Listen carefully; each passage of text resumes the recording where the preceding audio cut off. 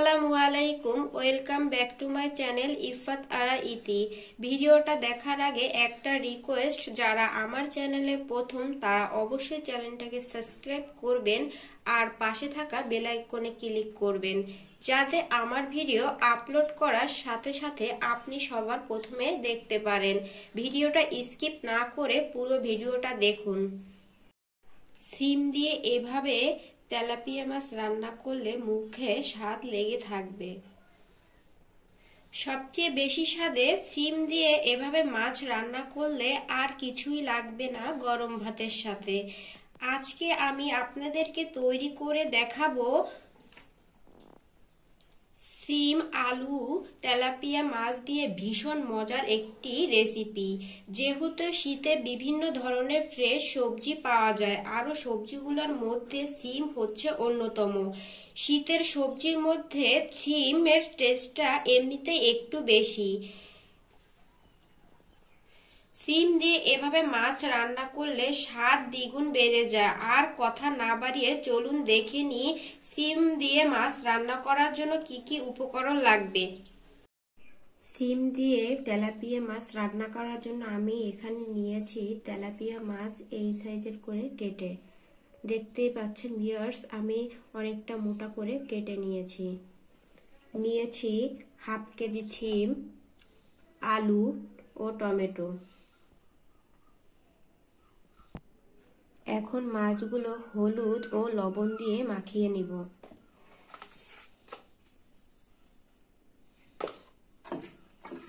এমনভাবে মাখাতে হবে যাতে হলুদ ও লবণ মাছের গায়ে ভালোভাবে ঢুকতে পারে। দেখতেই পাচ্ছেন ভিউয়ার্স, আমি কিভাবে মাছটা মাখাচ্ছি। দেখতেই পাচ্ছেন ভিউয়ার্স, আমার মাছটা মাখানো হয়ে গিয়েছে। এখন ভেজে নিব। চুলায় একটি ফ্রাই প্যান বসিয়ে দিলাম। এখন ফ্রাই প্যানটা গরম করে নেব। দেখতে পাচ্ছেন ভিউয়ার্স, ফ্রাই প্যানটা গরম হয়ে গেছে। এখন অ্যাড করব তেল। এখন মাছগুলো দিয়ে দিব।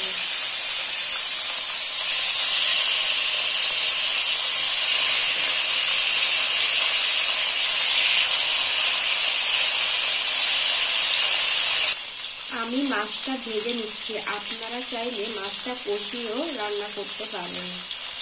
মাছগুলো এখন উল্টিয়ে নেব।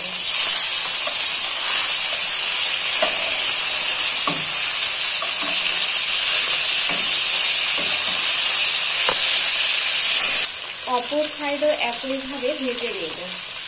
দেখতে পাচ্ছেন ভিউয়ার্স, মাছগুলো ভাজা হয়ে গিয়েছে। এখন নামিয়ে নেব। দেখছেন আমি কত সুন্দর করে মাছগুলো ভেজে নিয়েছি। আপনারাও এরকম করে ভেজে নেবেন। তরকারি রান্না করার জন্য চুলায় একটি কড়াই বসিয়ে দিলাম।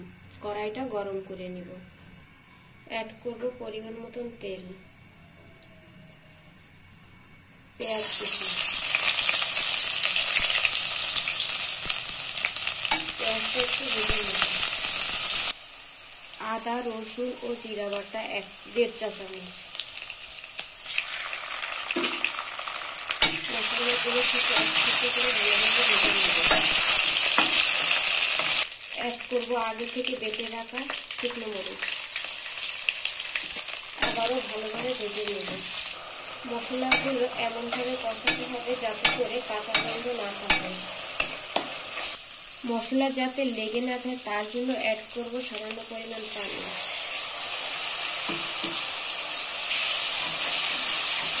হলুদের গুঁড়া 1/2 চা চামচ, ধনিয়ার গুঁড়া 1/2 চা চামচ, লবণ স্বাদ মতো। আবারও মশলাগুলো একসাথে ভালোভাবে কষিয়ে নেব।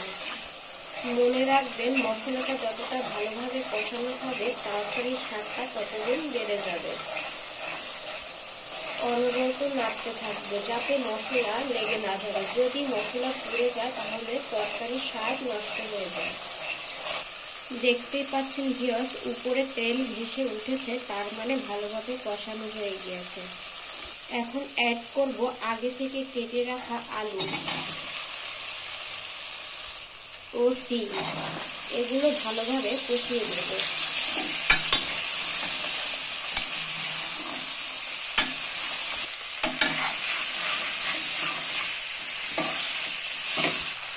3 থেকে 4 মিনিটের জন্য কষিয়ে নেব। এখন ঢাকা দিয়ে দেব। ঢাকনাটা তুলে নেব।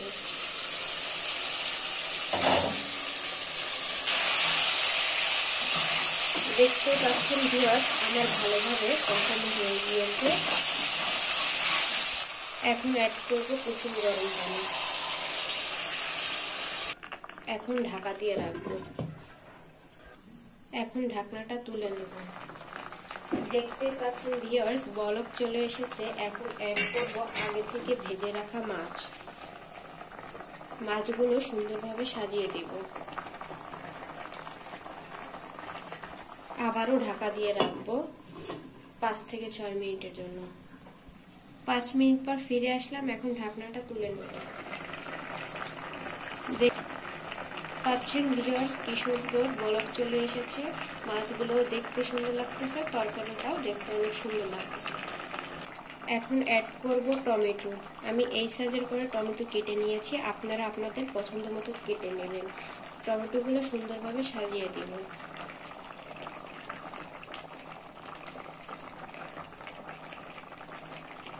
ফ্লেভারের জন্য অ্যাড করব 3টা কাঁচামরিচ। এখানে দেখতে পাচ্ছেন ভিউয়ার্স, আমি কিন্তু কাঁচামরিচ ফালি করে দিই না, শুধুমাত্র ফ্লেভারের জন্য অ্যাড করতেছি। এখন ঢাকা দিয়ে দমে দিয়ে রাখবো। ঢাকনাটা তুলে নেব। দেখতে পাচ্ছেন ভিউয়ার্স, দমে রাখার কারণে টমেটোটা ভালোভাবে সিদ্ধ